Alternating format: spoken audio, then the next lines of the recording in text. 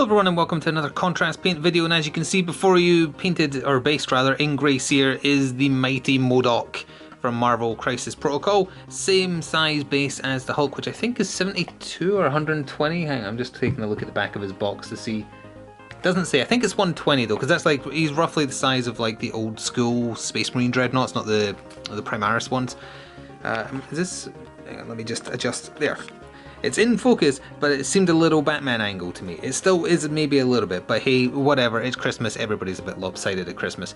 So anyway, I think this will take the contrast well. I probably shouldn't say that until it's done, but we'll see. M.O.D.O.K is an interesting mix of flesh tone, nerd brown hair. It's nerdy because of the cut, and I say that having the same haircut.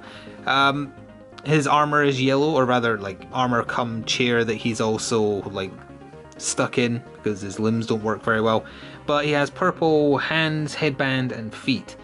Then he's also got like this smoke effect that we're going to try and do something with at some point. But in terms of like first step, we're going to use Shyless purple on his hands and legs and his arm, headband, not armband, sorry, because those are the darkest color being used, and I like to do the dark colors in contrast first because they're easier to correct. Or rather, it's easier to correct lighter colours than it is darker ones. So we're going to start with that. So it's going to be probably a pretty short first time lapse. Also, the Shyless purple might be a little bit dark compared to what we're wanting. So I'll probably also wait till it dries and maybe do a very light dry brush of Demonette Hide on top. But we'll cover that after we get started.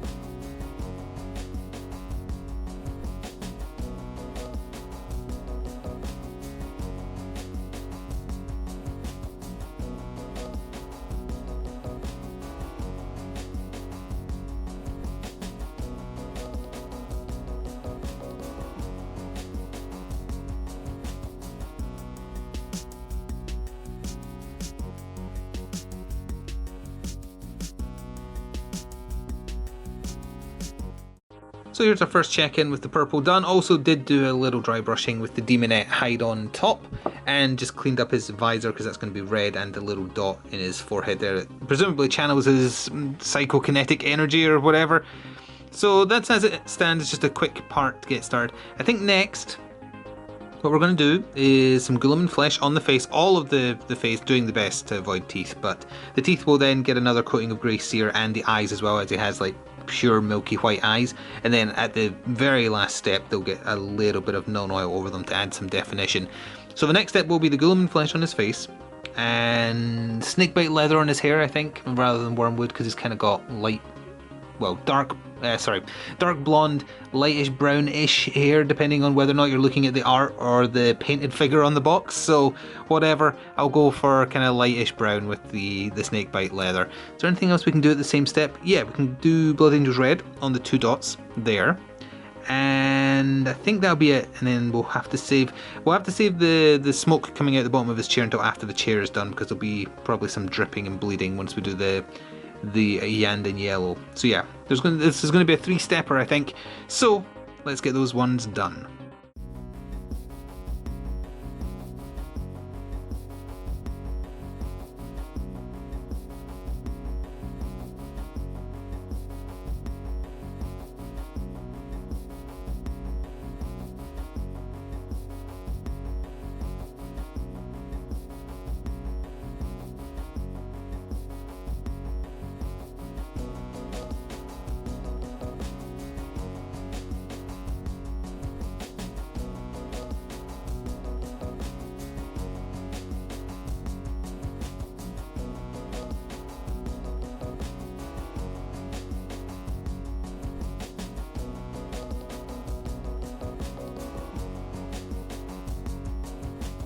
So we're at another check-in, and apologies, but after finishing recording the last time skip, I did decide to just quickly go over the base with grey, not grey sear, sorry, with Basilicum grey, just to have it done.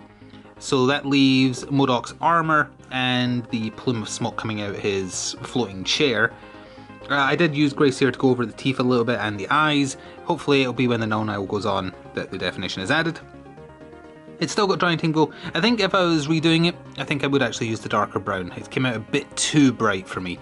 But the next step is the biggest step. Iyanden yellow, which I'm running out of actually. Iyanden yellow all over the armour of this chair, ignoring the smoke for now. Well, actually, if it leaks onto the smoke, that might not be a bad thing. If the smoke already has white on it. I'm torn because the way I'm planning on doing the smoke is very likely adding some yellow and red to the part coming out the chair, and then the outside is just going to be white with a little bit of null oil as well. What would be the better way to do that? I think doing it separately is probably the best, because actually if some leaks afterwards I can do the white while it's still wet. Yeah, we're still going to do the yellow chair first and then do most if not all of the smoke plume at the same time after the chair has received its coating. Got to let it dry a little bit longer, but then we'll be doing that.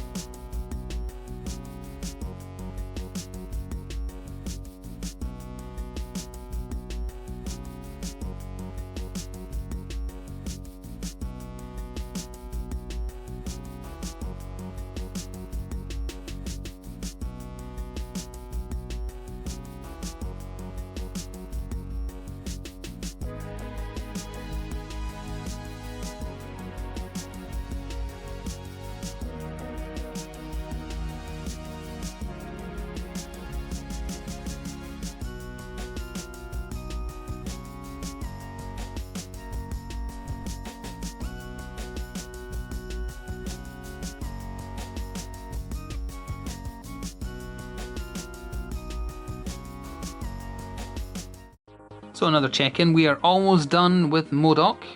The Iyanden yellow, I know it doesn't, to some people they just don't like the look of contrast in general on larger areas, but the Iyanden yellow, I like the kind of watercolour effect it has. I'm doing the Ghetto 360 spin too early actually because we're not done yet. The base, mixing the red and the yellow, it's not as good looking as I would hope, but keep in mind it's not done yet. That's got to dry for a while now, but then it's going to get null oil, same as the teeth and the eyes. Applied a little bit of grey seer there because there's actually like a little heart monitor thing there, so I'm just going to quickly put some black over that and then try and do just like a heartbeat green bar because that's what it is on the official art. So other than that, just going to paint that bottle green, the base in black, and maybe do a little bit of Agrax just to add some shadow in certain places of the armour and the face. Haven't decided yet, but it's got to sit and dry for a while now, so we'll be back with the finished M.O.D.O.K. And so a little while later, here we have the finished M.O.D.O.K. You just want to scream his name every time if you remember him from the old Marvel cartoons. So let's do our Ghetto 360 spin to see how things turned out. I was looking, and I think like in the official model art, whoever painted it for them painted his chair gold with a little bit of yellow highlighting and silver edge highlighting. But in the drawings on the official box, it's very clearly yellow. So if you didn't want to use contrast or you didn't want to use yellow in general, a gold chair would work just as well, if not better, like for comparison's sake. Like that chair on that picture there is gold more so than yellow, but like the art on the, try and get this in view, in the top corner is definitely yellow. You'll have to take my word for it if it wasn't in view. But it turned out okay for a model this size. He's the same size base as the Hulk, which I think I said already. We'll do 2 Ghetto 360 spins, why not? And he is the last of the first wave of miniatures released from Marvel Crisis Protocol with the Hulk in the core box. Obviously now we've got some of the Wakandans out, and Venom and the Asgardians are coming soon. I kind of messed up on the life thingy there, but I just left it as is rather than try and touch it up because I didn't trust myself to do it any better than that. And just coloured, you know, the little bottle up there green. So anyway, I hope you enjoyed watching this video. If it was helpful or interesting, please consider subscribing to see more in the future, as well as battle reports and unboxings and such like. Thank you for watching, and ta-ta for now.